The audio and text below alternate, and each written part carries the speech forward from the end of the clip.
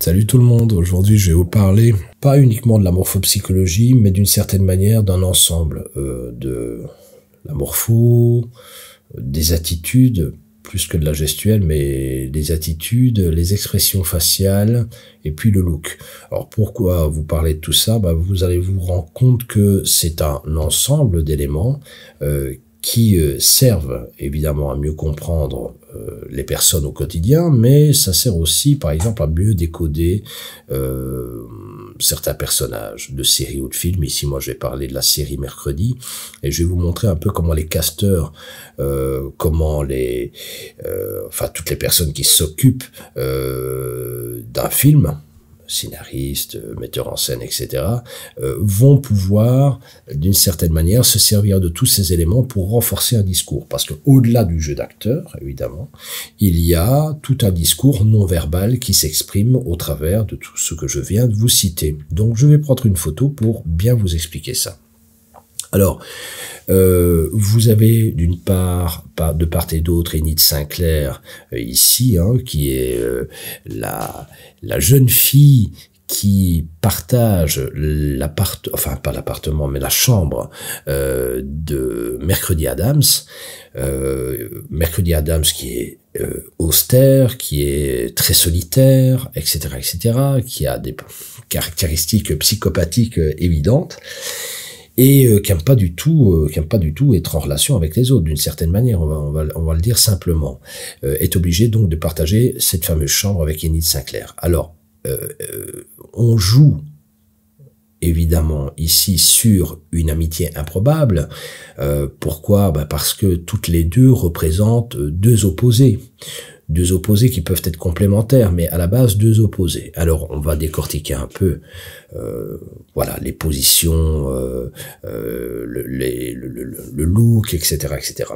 Si nous prenons Mercredi Adams, qui a plutôt des caractéristiques, encore une fois, de psychopathe d'une certaine manière, c'est vrai que on a d'abord un visage plutôt fermé. De manière générale, dans les expressions, c'est plutôt quelqu'un qui aura beaucoup de mal à sourire, donc on a une grande tenue, d'une certaine manière, de la mâchoire inférieure et des muscles zygomatiques, c'est très tenu, c'est en crispation, ce qui veut dire que dans le niveau instinctif, on voit très bien que c'est sous contrôle d'une certaine manière, on ne se laisse pas aller facilement, si vous voulez, on ne se laisse pas aller facilement aux impulsions, et quand on se laisse aller, à ce moment-là, ça peut être un déferlement, on peut aller trop loin, d'une certaine manière. Mercredi est quelqu'un d'extrêmement isolé, mais lorsqu'elle doit faire payer quelque chose à quelqu'un, c'est pas la petite punition, si vous voulez, c'est le déferlement. Et donc, on parlera du retour du refoulé bien souvent en psychologie, c'est-à-dire que tout ce qui est contenu, à un moment donné, quand ça se déverse, mais beaucoup trop fort. Ce qui est le cas d'ailleurs de certaines psychopathologies. Alors, on a toujours dans sa structure à elle, donc le visage qui est plutôt figé, et comme vous allez le voir, la position du visage, donc ça je vais revenir un peu sur moi, la position du visage, elle est comme ceci. Vous voyez, c'est le front qui est mis en avant, et l'idée, c'est de ne pas, donc quand on affronte le monde d'une certaine manière, on le vit, on se replie un peu sur soi, mais surtout on affronte le monde avec la partie cérébrale. Vous voyez, alors il y a quelque chose de l'ordre de la rébellion, mais c'est une forme de rébellion cérébrale. C'est pas une forme de rébellion par l'avancée du menton. Il y a vraiment cette façon de rentrer en contact avec le monde, c'est presque le coup de bélier si vous voulez, mais voilà, on rentre en contact avec le monde avec la partie plus psychique d'une certaine manière. Ça va être prononcé chez elle par un élément intéressant, c'est que les yeux, qui sont très foncés ici, alors c'est pas pour rien qu'on a foncé les cheveux, qu'on a peut-être amplifié le côté foncé des yeux aussi, ça je ne sais pas, peut-être qu'elle porte des lentilles et qu'on l'a un peu plus amplifié, je n'en sais rien, mais toujours est-il, on a voulu quelque chose d'extrêmement sombre. Donc vous voyez, ça me donne visage rentré, plutôt fermé, extrêmement sombre, qui vit dans sa tête, vous voyez, qui vit dans une forme de repli, et ça c'est très bien joué de la part de l'actrice qui donne vraiment cette attitude au personnage. Les joues sont plutôt creusées, bon là c'est le maquillage qui amplifie un peu, voilà, mais le creux va donner une forme de torture, si vous voulez, lorsqu'un étage affectif est plutôt creusé, quelqu'un qui a plutôt torturé au niveau affectif, extrêmement sensible. Alors qu'ici, en fait, on a un visage qui est plutôt redressé, c'est-à-dire que là, réellement, on est plutôt droite, on n'a pas peur d'affronter la vie, ou en tout cas, on ne l'affronte pas de manière purement psychique. Globalement, les expressions faciales sont des expressions faciales de joie, donc on voit très bien, ici, vous voyez, là où c'est en creux, ça ne l'est pas ici. On a choisi une dominante affective, on appelle ça, c'est-à-dire un visage qui s'inscrit plutôt dans une forme de losange, où vous avez toute la partie affective qui ressort, un peu comme dans les héros de la petite enfance, Oui, oui, Winnie l'ourson, etc., etc. Vous allez voir que c'est très expansif au niveau affectif. Les princesses Disney, en règle générale, d'ailleurs, fonctionnent sur ce mode. Voilà, j'ai bien dit en général.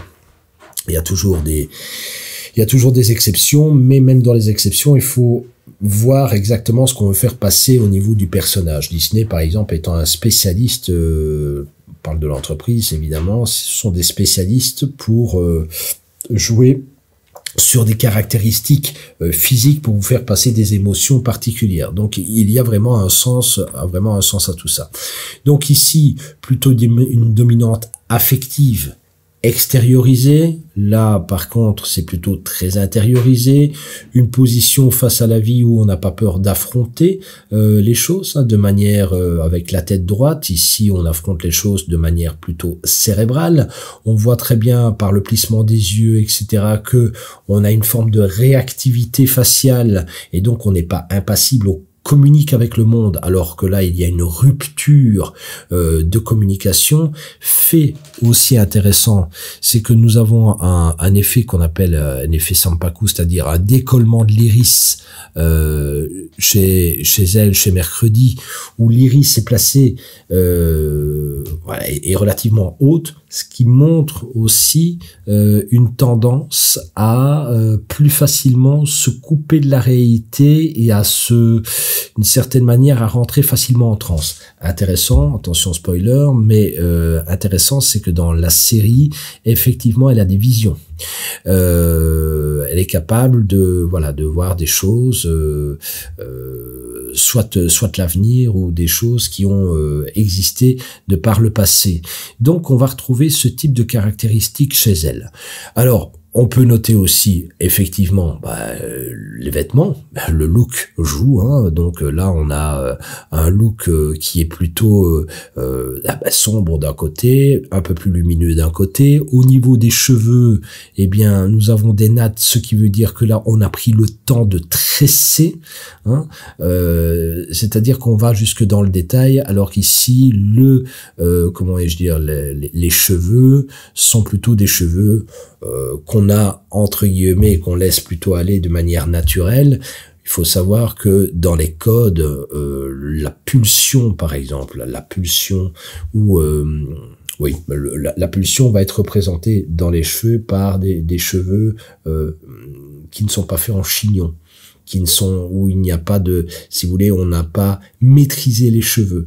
Donc, c'est intéressant, c'est que chez elle, on va retrouver ce côté, voilà, je me libère un peu de la pulsion, je suis en communication avec le milieu, je suis plutôt réactif, je suis plutôt souriante, je suis plutôt affective, alors qu'ici, je suis plutôt maîtrisé, je suis plutôt hyper cérébralisé, très intériorisé, j'ai une tendance à me transcender d'une certaine manière. Vous voyez, toutes ces caractéristiques, eh bien, elles sont déjà contenues dans le non-verbal, et donc, vous voyez, là, on ne parle pas du jeu d'actrice, On ne parle pas du jeu d'actrice, on est vraiment en train de parler de caractéristiques morphologiques et de caractéristiques évidemment d'expression. Alors là, les expressions par contre peuvent faire partie du jeu d'actrice, hein, on s'entend bien, mais voyez un peu comment on joue avec tout ça.